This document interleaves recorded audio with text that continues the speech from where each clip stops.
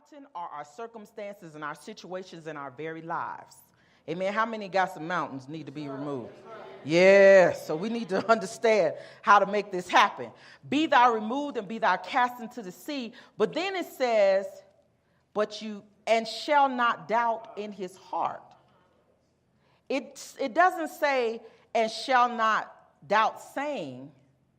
It says, shall not doubt in his heart, but shall believe that those things he says shall come to pass.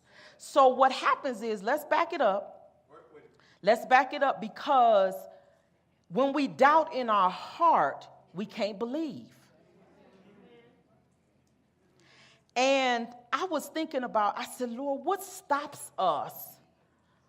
What stops us from getting to this point where we can believe, we can remove the mountain, we can operate in the things of God, and we in there like we ought to be in there? First of all, we already know we got a mountain in our life. Everybody got a mountain, some kind of mountain. And it doesn't matter who you are. It doesn't matter what economic status you have, how rich you may be, how poor you may be, how tall you are, how old you are. You have some sort of mountain in your life. Everybody. Okay. So we understand that.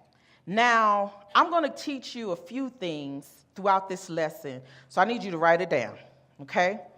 Now, the first thing I want to teach you is there's a Greek word for confession. And the Greek word for confession is homologeo. That means to speak the same thing. So homologeo means to speak the same thing. So we're going to speak the same thing God speaks. Now, you may say, First Lady, I don't need no Greek word. But let me tell you what happens. As we go through things, words trigger things. So you use that as your trigger word. Homologeo. Homologeo. I'm going to speak the same thing God speaks. Homologeo. I'm going to speak the same thing God speaks. Homologeo. I'm going to speak the same. So when your storms come up against you, homologeo. I'm going to speak the same thing God speaks. That's your trigger word. Amen? All right. You got your trigger word? Okay. Now, we're going to find out why we can't, what happens, what gets doubt in our heart that we can't believe in our heart and confess with our mouth, and those things come together and the mountain be removed. What happens is this. In Mark chapter 4, a storm comes. We're going to talk about in the Bible Jesus and his disciples. Turn to Mark chapter 4, verse 35 through 40. And I'm going to take my time and read this story because I want you to hear what happened in the story. And the same day when even was come, he said unto them, let us pass over to the other side. What did he tell them? And when they sent away the multitudes, they took him as he was in the ship. And there was also with him other little ships. So it was Jesus' disciples and some other people in their other little ships. Okay? And there arose a great storm and wind, and waves beat unto the ship, so that it was full. And he was in the hinder part of the ship, asleep on a pillow. And they awoke him and said unto him, Master, carest thou that we perish? And he arose and rebuked the wind and said to the sea, Peace, be still. And the wind ceased, and there was a great calm. And he said unto them, Why are ye so fearful?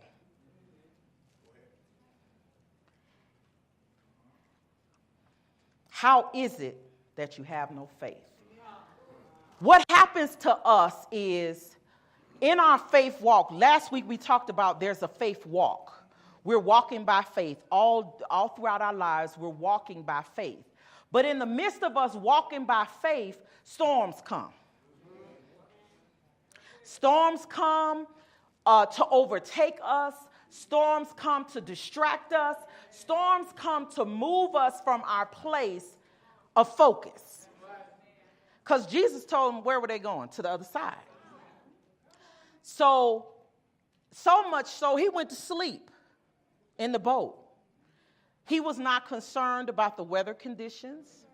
He said, we are going to the other side. So that's the word that they had to stand on. I'm going to the other side. But what happened in the midst of it, they had that word. We're going to the other side.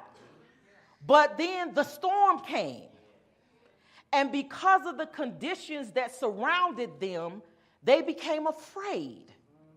So that's why they had doubt. Because fear comes. Fear comes from the storm, not from the word that you just got. It came from the storm. So our storms could be all types of things.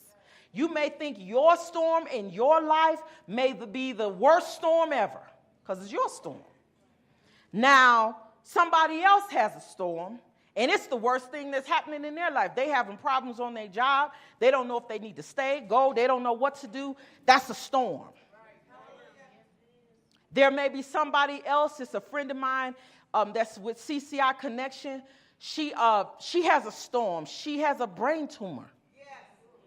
That's a storm. But yet she's walking by faith. Everybody got a storm. Now, we don't always live in a storm, but storms come and they go.